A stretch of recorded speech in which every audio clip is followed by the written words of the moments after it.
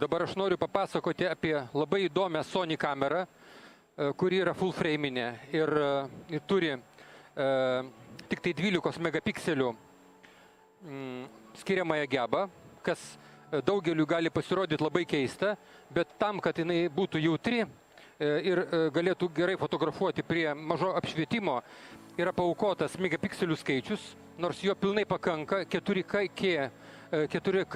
video filmavimui ir jinai yra labai tam patogi.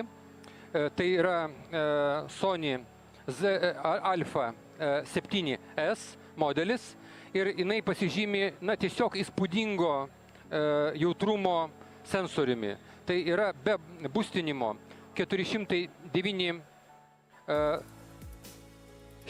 tūkstančių.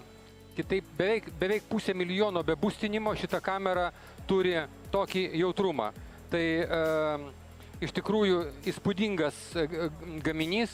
Aš manau, kad filmavimo kokybę užinteresuoti žmonės turėtų rinktis būtent šitą beveidrodinę kamerą. Mirrorless kamerų kategorijoje čia yra vienas iš įspūdingiausių gaminių šiandieną pasaulyje. Manau, kad juo Sony įrodė, kad jie yra inovacijų kompanija ir tai yra viena iš geriausių gaminių, ką galima įsivaizduoti šitoje kategorijoje.